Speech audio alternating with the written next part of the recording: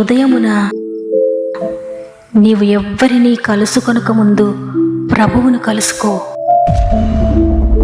నీవు ఎవ్వరినీ చూడకముందు ప్రభువును చూడు. నీవు ఎవ్వరితో మాట్లాడకముందు ప్రభువుతో మాట్లాడు.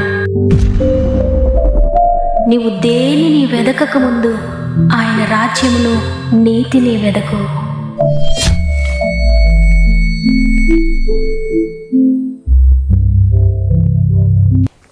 Praise the lord.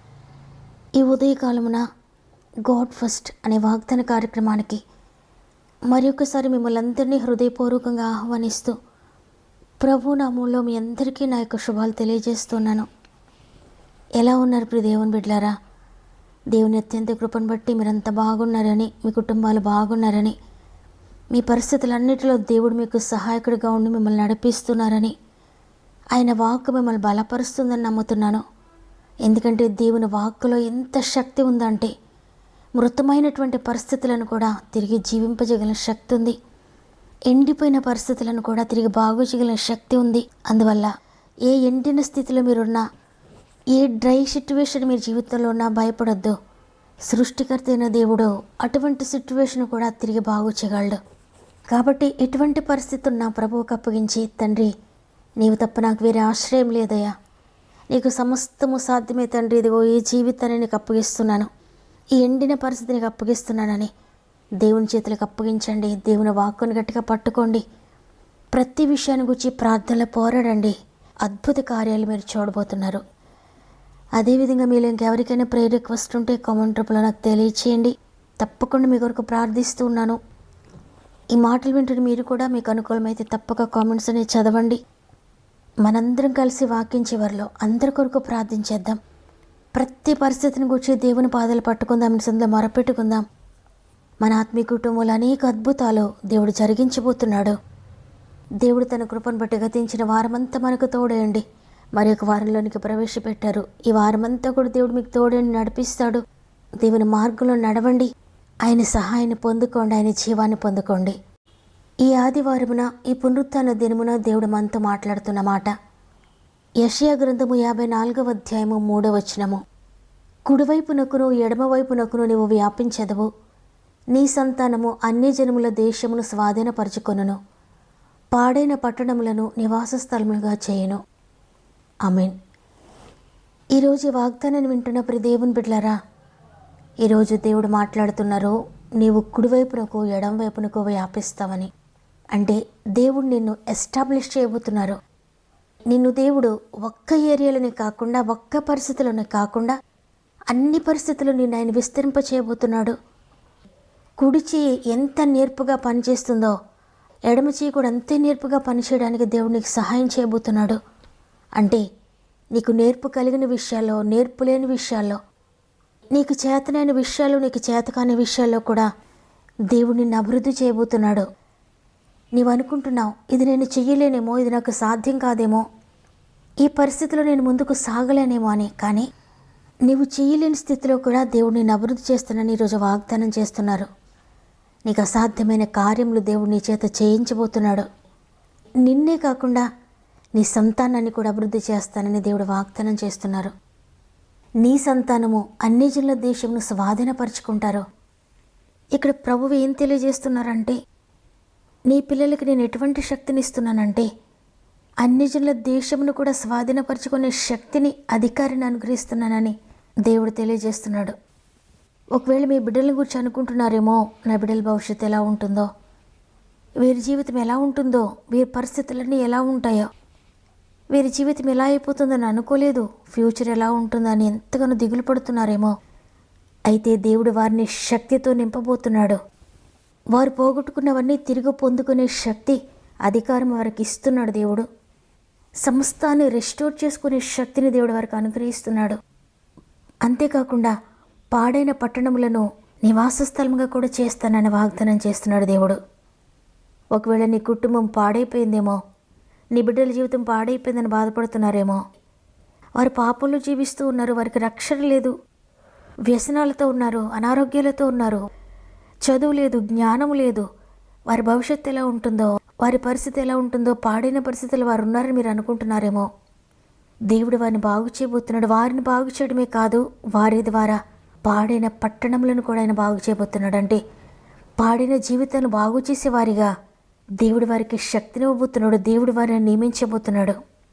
కాబట్టి ఈరోజు ఈ మాటలు వింటున్న ప్రియ దేవుని బిడ్డ, నీ జీవితం ఒకవేళ పాడైన స్థితిలో ఉందేమో, ఏ అభివృద్ధి లేకుండా ఉందేమో, ప్రతిదీ పోగొట్టుకున్న స్థితిలో ఉన్నారేమో. దేవుడు తిరిగి బాగు చేస్తానని, తిరిగి పోగొట్టుకున్నవని ఇస్తానని ఈరోజు నీతో మాట్లాడుతున్నారు. దేవుని వాగ్దానము నమ్మదగినది. ఆయన మాట ఇచ్చి నెరవేర్చే దేవుడు.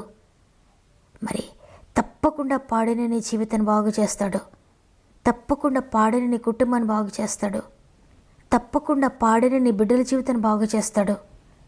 మీరు పోగొట్టుకున్న ప్రతిదీ దేవుడు మీకు దయచేయబోతున్నాడు. అందువల్ల మీ బిడ్డలను దేవుని చేతులకు అప్పగించండి. మీ పరిస్థితులన్నీ దేవుని చేతులకు అప్పగించండి. ఆ చేతులు సామాన్యమైనవి కావు. ఆ చేతులు నిన్ను నన్ను సృష్టించిన చేతులు. అవి సృష్టికర్త చేతులు.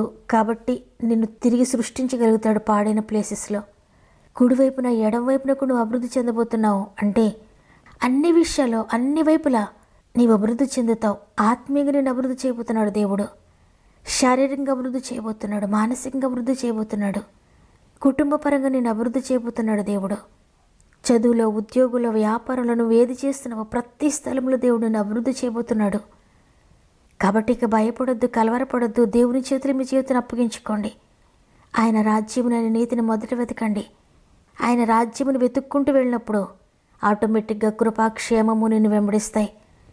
అభివృద్ధి వెంబడిస్తుంది, ధనము వెంబడిస్తుంది, స్వస్థత వెంబడిస్తుంది, సమాధానం వెంబడిస్తుంది, సంతోషం వెంబడిస్తుంది. నీకు కావలసినవన్నీ నిన్ను వెంబడిస్తాయి. నువ్వు వాటి వెంట పరిగెట్టక్కర్లేదు, కానీ అవే నిన్ను వెంబడిస్తూ పరిగెత్తుకుంటూ వస్తాయి. కాబట్టి నీవు దేవుని వెంబడిస్తూ ముందుకు వెళ్ళిపో. నా ముందు సిలువ, నా వెనుక లోకాశలని. సిలువను వెంబడించు. సిలువ ద్వారా సమస్తాన్ని నువ్వు పొందుకోబోతున్నావు. కాబట్టి వాగ్దాన్ని నమ్మిన వారందరూ కూడా, తండ్రి నా జీవితాన్ని నీకు అప్పగించుకుంటున్నానయ్యా, బాగు చేసి నీ చేతుల్లో పెడుతున్నాను. నా బిడ్డలను బాగు చేయగల నీ చేతుల్లో పెడుతున్నా. నా భర్తను బాగు చేయగల నీ చేతులకు అప్పగిస్తున్నా. నా భార్యను బాగు చేయగలని చేతులకు అప్పగిస్తున్నా. నా ఆరోగ్యాన్ని, నా ఉద్యోగాన్ని, నా వ్యాపారాన్ని, నా వ్యవసాయాన్ని, నేను చేసే ప్రతి పనిని అయ్యా నీ చేతుల్లో పెడుతున్నాను తండ్రి. మీరు నడిపించండి, మీరు బాగు చేయండి, మీరు సరిచేయండి, మీరు అభివృద్ధి చేయండి, మీరు ఎస్టాబ్లిష్ చేయండి అని మీరు చేసే ప్రతి దాన్ని దేవుని చేతులకు అప్పగించండి. 5 రొట్టెలు 2 చిన్ని చేపలు ఆయన చేతిలో పెట్టినప్పుడు 5,000 మంది సమృద్ధిగా తినిన తరువాత 12 గంపలు మిగిలిపోయాయి. దేవుడి ఆశీర్వాదం ఆ విధంగానే ఉంటుంది. యెహోవా ఆశీర్వాదం ఐశ్వర్యం ఇస్తుంది. నరుల కష్టం చేత అది ఎక్కువ కాదనే వాక్యం సెలవిచ్చినట్లుగా నువ్వెంత కష్టపడినా నష్టాన్ని చూస్తున్నావా? ఎంత కష్టపడినా లోటే చూస్తున్నావా? ఎంత కష్టపడినా అసమాధానమో దుఃఖమే చూస్తున్నావా? నీ ఉద్యోగంలో, నీ వ్యాపారంలో, నీ ప్రతి పరిస్థితిలో నష్టపోతూనే ఉన్నావా? అయితే నీ కష్టం కాదు తండ్రి, నా కష్టానికి నీ సహాయము నా కష్టము కాదు, నాకు పార్ట్నర్గా ఉండండి, నేను చేసే ప్రతి పని మీరు జరిగించండి అని దేవుని చేతులకు అప్పగించుకో. ఈరోజు ఉన్నట్లుగా ఎంతుందో అంతే దేవుని చేతులకు అప్పగించు. దేవుడు దానిని నూరంతలుగా అభివృద్ధి చేయబోతున్నాడు. బలమును నమ్ముకొని భంగపడ్డాను, బలమును నమ్ముకొని భంగపడ్డాను, శక్తిమంతుడా నా కోటవని నీ చెంతకు చేరాను, శక్తిమంతుడా నా కోటవని నీ చెంతకు చేరాను. యేసు నీవే ఆధారము, యేసు నీవే నా ప్రాణము,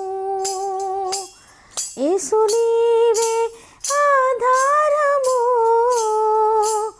యేసు నీవే నా ప్రాణము. నిన్ను నమ్మినచో సిగ్గుపడనీయవు,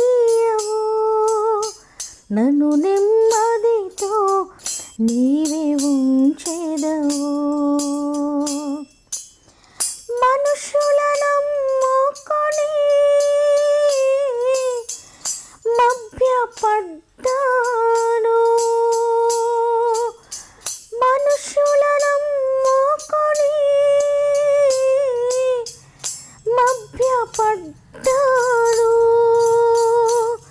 శక్తిమంతుడా ఆశ్రయుడవని నీ చింతకు చేరాను. శక్తివంతుడా ఆశ్రయుడవని నీ చింతకు చేరాను. యేసు నీవే ఆధారము, యేసు నీవే నా ప్రాణము, యేసు నీవే ఆధారము, యేసు నీవే నా ప్రాణము.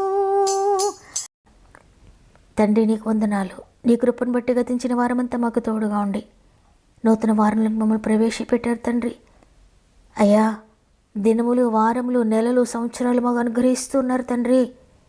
నీవు ఇచ్చిన దినాలను సద్వినియోగం చేసుకోవడానికి, మా జీవితాలను బాగు చేసుకోవడానికి, సరి చేసుకోవడానికి, నీకు దగ్గరగా రావడానికి, నీ కొరకు జీవించడానికి సహాయం చేయండి అయ్యా. ఎంతమంది ఈ వాగ్దానాన్ని నమ్మారో వారందరి జీవితంలో వాగ్దానం నెరవేర్చబడును గాక. ఎంతమంది వారి ప్రతి పరిస్థితిని నీ చేతులకు అప్పగించుకుంటూ నీ వెనుక నడవడానికి ఇష్టపడుతున్నారో ప్రతి జీవితంలో నూరంతల అభివృద్ధిని మీరు దయచేస్తున్నందుకు వందనాలు. నా కష్టం కాదయ్యా, నా జ్ఞానం కాదయ్యా, నా బలము కాదయ్యా, నా భక్తి కాదయ్యా, నా క్రియలు కాదయ్యా, నీ కృపే దిక్కని నీ మీద ఎంతమంది ఆధారపడుతున్నారో వారందరికీ మీరు తోడై ఉంటారని, వారి జీవితాలు అద్భుతాలు జరిగిస్తున్నారని నమ్ముతున్నాను. మరి ముఖ్యంగా ఎంతోమంది వారి సమస్యలు మాకు తెలియజేస్తున్నారు. ప్రతి ఒక్కరిని జ్ఞాపకం చేసుకోండి తండ్రి. ఏ సమస్య నుండి విడిపించే శక్తి నీకుంది తండ్రి. ఆకాశాన్ని భూమిని సృష్టించిన నీకు అసాధ్యమైనది ఏదుందయ్యా? సమస్తము సాధ్యపరిచేదేవా. ఈరోజు ప్రతి జీవితంలో అద్భుతాలు జరిగిస్తున్నారని, ప్రతి జీవితాన్ని బాగు చేస్తున్నారని నమ్మి నీ చేతులకు అప్పగించుకుంటూ యేసయ్య పరిశుద్ధమైన నామములు అడిగి వేడుకొంచున్నాను తండ్రి. ఆమేన్. ఈరోజు వాగ్దానాన్ని విన్న ప్రియ చెల్లి, ప్రియ తమ్ముడు, ఏ విషయంలో నువ్వు బలహీనపడి ఉన్నావో, ఏ విషయంలో అభివృద్ధి లేక బలహీనపడి ఉన్నావో అక్కడల్లా నిన్ను అభివృద్ధి చేయబోతున్నాడు దేవుడు. ఏ విషయంలో అభివృద్ధి లేక నలిగిపోతున్నావో ప్రతి స్థలంలో దేవుడు నిన్ను అభివృద్ధి చేయబోతున్నాడు. వాగ్దానాన్ని గట్టిగా పట్టుకో, విశ్వసించు, నెరవేర్పుని చూస్తావు. నమ్మిన వారందరూ ఆమెను కామెంట్ రూపంలో నాకు తెలియచేయండి. మీకు అనుకూలమైతే తప్పక వాగ్దానాన్ని లైక్ చేయండి, తెలిసిన వారందరికీ షేర్ చేయండి. ప్రతిరోజు వాగ్దానాన్ని లైక్ చేస్తూ అనేక మందికి షేర్ చేస్తూ వాక్య పరిచయలో పాలు పొందుతున్న మిమ్ముళ్ళు, మీ కుటుంబాలను దేవుడు అత్యధికంగా దీవించి ఆశీర్వదించునుగాక. దేవుని చిత్తమైతే తిరిగి రేపు అందరం కలిసి ఆయనను స్తుతిందాం. అంతవరకు ప్రభు మీకు, మీ కుటుంబాలకు తోడుండి నడిపించునుగాక.